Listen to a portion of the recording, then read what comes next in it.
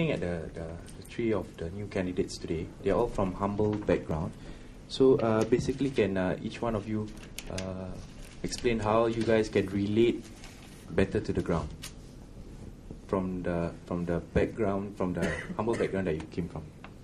I think personally, on my part, not only do I come from a humble background, even my own siblings, they are holding ordinary jobs like many other Singaporeans. And it gives me some knowledge into some of the issues, some of the concerns facing people from the working class. At the same time, because of my interaction with my colleagues at the management level, I can also understand what are some of the concerns faced by the middle class. In short, I think it put us in a very, it put me in a very good position to appreciate and empathize with issues facing Singaporeans at all levels of society. Yeah, thanks. For my case, first, I used to stay in the 1.5 room flat, rental flat. That's one point. Second point, actually, I took on a lot of part-time jobs, during the school holidays, time job. They also allowed me to, work with workers. I would say, from there, I also got to share their problem. I also went the top points, I went house to house, with, so-called selling spring roll. That itself also give me the opportunity, make it possible for me actually to relate to people and to engage with people from all walks of life. Right? That's I say that without knowing it in the first place when I was young. So that actually a very good foundation for me. Then subsequently, of course, I also work in the bank until today. Right? I work with small and medium enterprises, so I understand the challenges and the so-called the challenges faced by them, their aspirations, right? So that itself actually also helped me, right, and broaden my understanding of the issue, wide range of issues that faced by them and faced by the workers employed by them, right? That is quite a lot, 60% of the total workforce. So to me, it has been consistent, right? Chinese say, 无心插柳柳成荫, That's what it means. It has been natural. It's just a natural progress, right? So that's why you ask me, it just come naturally for me. Thank you. Okay. Well, I must say that I've been relatively more fortunate.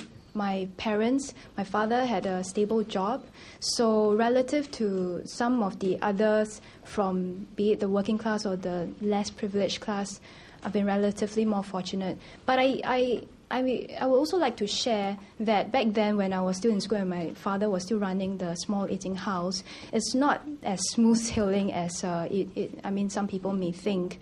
There was a tough patch. I think especially back then, SARS, when SARS hit, our business was hit as well. Thereafter, when they were doing upgrading works in the Ghim Moh area, that one really hit us very badly because a lot of our business streams relied on people driving to this open air car park that was adjacent to our eating house, and so the bulk of our business relied on that.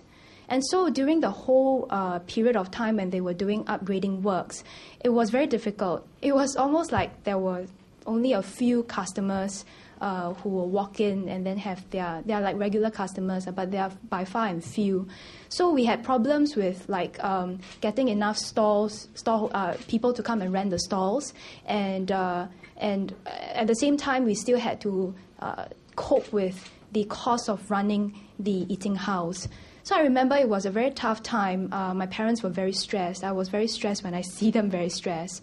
And it was almost like my father was trying all sorts of ways, thinking of what can be done to improve the business, what can be done to save costs, and basically try to still maintain, to earn a living for the family. So I think from that experience, I can understand some of the struggles that the people from the working class or even those who are from less privileged backgrounds face, because it's the same thing. They are all trying to do their best to make ends meet.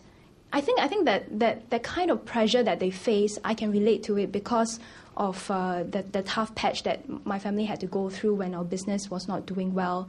In fact, we were making a loss every single month for a few years. So and it was very, very stressful for the whole family. I think in addition to that, because of my volunteering experiences, my involvement in the community, the grassroots, especially at the MPS, it also exposed me to people from all walks of life. I think at MPS we see a lot of the welfare cases whereby people come to us, be it single parent, like a single mother trying to raise very young children, or families. I remember there was this case whereby this gentleman, he was just released from the prison. It was very difficult for him to find a job. I could see that he was very tense up. He was almost in tears, trying to, hopefully that we can help him get the financial assistance as well as hopefully find a job that he can take on.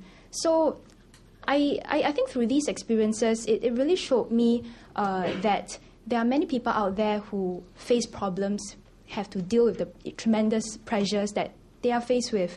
And sometimes it's a bit beyond them, and so they feel a bit helpless about it.